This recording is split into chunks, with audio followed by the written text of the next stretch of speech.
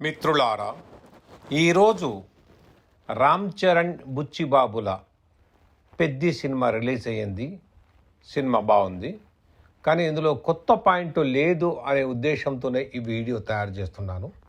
2011 డిసెంబర్లో రిలీజ్ అయిన నాగార్జున రాజన్న సినిమా దాదాపు ఇలాగే ఉంటుంది. అంటే ఆ రాజన్న సినిమా స్ఫూర్తితో తీశారా లేక కొత్త కథ రాసుకున్నారా? ముందు రాజన్న కథ గురించి మాట్లాడుకుందాం. కథ రాసింది విజయేంద్ర ప్రసాద్, దర్శకత్వం కూడా ఆయన వహించారు. ఆయన రాజమౌళి తండ్రి గారు. రాజమౌళి గారు కూడా ఈ సినిమాకు అక్కడక్కడ అంటే పోరాట సన్నివేశాలు ఘట్టాలు ఆయన దర్శకత్వం వహించారు. ఇక కథ, ఆ సినిమా కథ ఎలా ఉంటుందంటే, స్వతంత్ర పోరాటంలో పాల్గొన్న రాజన్న ఇక వరంగల్ అంటే తెలంగాణకు వస్తాడు, తన గ్రామానికి వస్తాడు. తన గ్రామంలో ఆదిలాబాద్ జిల్లాలోని నేలకొండపల్లి గ్రామం అయింది. అక్కడికి వచ్చిన తర్వాత తెలిసింది ఏంటంటే దొరసాని, ఆ గ్రామం దొరసాని నిరంకుశ పాలనకు అది అలవాటైపోయింది. ఆ గ్రామానికి స్వతంత్రం రాలేదు. రజాకర్ల సాయంతో వారికి ఆ గ్రామస్తులు ఎడ్యుకేషన్ లేదు, కూలీ లేదు, నిరంకుశ పాలన, తర్వాత అత్యాచారాలు ఇవన్నీ కొనసాగుతున్నాయి. అక్కడికి వెళ్ళిన రాజన్న, ఆహా ఏమిటి ఇది, నా గ్రామం ఇలా అయిపోయింది, దీనికి కూడా గుర్తింపు రావాలి, ఈ గ్రామానికి కూడా స్వతంత్రం రావాలి, ఈ గ్రామంలో కూడా ఎడ్యుకేషన్ ఉండాలని తన పాటతో, తన వీరత్వంతో తాను చేసిన ప్రయత్నమే రాజన్న సినిమా. కానీ ఆయన మరణించే ముందు స్నేహతో, అంటే అచ్చమ్మతో స్నేహం కావడం, వాళ్ళు పెళ్లి చేసుకోవడం, వారికి ఆమె గర్భవతిగా ఉన్నప్పుడే రాజన్న చనిపోతాడు. అద్భుతమైన పాటలండి. ఆయన ముఖ్యంగా ఇది అమ్మ అవని అనే పాట, తర్వాత సై సై అనేటువంటి ఈయన పాట, ముఖ్యంగా మీరు ఈ రోజుకి కూడా యూట్యూబ్లో చూడండి. రాజన్న పాటలు ఎంతో ఎమోషనల్గా ఉంటాయి, ఎంతో గొప్పగా ఉంటాయి. రాజమౌళి వారి కుటుంబంలో వచ్చిన సినిమానే ఇది. కీరవాణి గారితో మ్యూజిక్ డైరెక్షన్ చేశారు. అద్భుతమైన పాటలు. సినిమా రిలీజ్ అయిన తర్వాత కూడా ఆ సినిమా పాటల గురించి, ఆ సినిమా గురించి గొప్పగా చెప్పారు.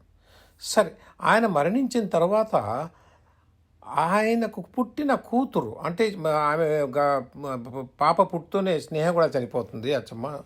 తర్వాత ఆమె 10 years వచ్చిన తర్వాత తన తండ్రి ఆ కళలోకి రావడము, చెప్పడము, ఆ ప్రేరణ ఆమెకు వస్తుంది. ఆమె పాటలు పాడడం మొదలుపెడుతుంది. అయ్యో, ఆ పాటలు వింటే దొరసాన్ని చంపేస్తుందని ఆమెను రక్షించుకుంటూ ఉంటారు. కానీ ఆమెకు తెలిసింది ఏంటంటే, ఢిల్లీకి పోతే ప్రధానమంత్రి నెహ్రూ గారితో కలిస్తే సమస్య పరిష్కారం అవుతుందని ఎవరో చెప్తారు. అప్పుడు ఆ ఢిల్లీకి ఆమె ఆ పాటతోనే, ఆ మ్యూజిక్ సహాయంతోనే ఢిల్లీకి వెళ్ళి తన గ్రామానికి మేలు చేసేలా ప్రయత్నం చేయాలని ఆమె ఢిల్లీ వరకు వెళ్ళడం, అక్కడ ఆ నెహ్రూ గారితో కష్టపడి కలవడం, ఆ నెహ్రూ గారికి తన పల్లె గురించి చెప్పడం, ఆయన అప్పుడు ఆర్డర్ ఇష్యూ చేస్తాడు, ఆ పల్లె బాగుపడాలి. అదండి అప్పట్లో రాజన్న సినిమా యొక్క కథ. ఇప్పుడు ఇదేంటి, పెద్ది ఏంటి, బ్రహ్మాండంగా అలాగే ఉందండి. విజయనగరం జిల్లాలోని కొండకిందలోని ప్రాంతాల్లోని కొండకింద గ్రామాన్ని, దానికి అసలు ఓటు హక్కు లేకుండా, అసలు ఏమాత్రం దాన్ని పట్టించుకోకుండా, వారి కూలీ కూడా లేకుండా, ఎడ్యుకేషన్ లేకుండా ఏడిపిస్తుంటే ఆ జగపతి బాబు చేసిన పోరాటం అది కూడా సక్సెస్ కాకపోతే ఏ రకంగా ఆ ఊరు బాగుపడాలి, ఆ ఊరు గుర్తించాలి, ఆ ఊరికి రైలు నిలబడాలి, రావాలి, అక్కడ స్టే చేయాలి, అందరినీ ఆ ఊరిని గౌరవించాలి అనేటువంటి తపనతో ఇక్కడ స్పోర్ట్స్ సహాయం తీసుకున్నాడు. రాజన్నలో మ్యూజిక్ సహాయం, రాజన్న ప్లస్ కూతురు. ఇక్కడ ఈ మన జగపతి బాబు యొక్క పోరాటాన్ని కంటిన్యూ చేస్తూ స్పోర్ట్స్ సహాయంతో, అది 3 రకాల స్పోర్ట్స్, అంటే క్రికెట్, ఆ తర్వాత ఆయన కుస్తీ, ఆ తర్వాత రన్నింగ్ లాంటివన్నీ తీసుకొని దాని ద్వారా అతను సాధించాడు. ఇక్కడ ఇదంతా ఎందుకు చెప్తున్నానంటే, రాజన్న సినిమా హిట్ టాక్ వచ్చింది, సూపర్ హిట్ టాక్ వచ్చింది, కానీ కలెక్షన్స్ లేవు. ఈ విషయాన్ని నాగార్జున అనేక సందర్భాలు చెప్పారు, ఆ సినిమా చూడలేదని. ఒక తెలంగాణలో మాత్రం కొంత కలెక్ట్ అయ్యింది. ఇప్పుడు పెద్ద విషయం కూడా, ఎందుకంటే పెద్ద రాజన్న కన్నా లెంతీగా ఉంది, ఒక ప్రయోగాత్మక సినిమా అని నిదానంగా అంటారు, ఎందుకంటే రిపీట్ ఆడియన్స్కో చాలా తక్కువ.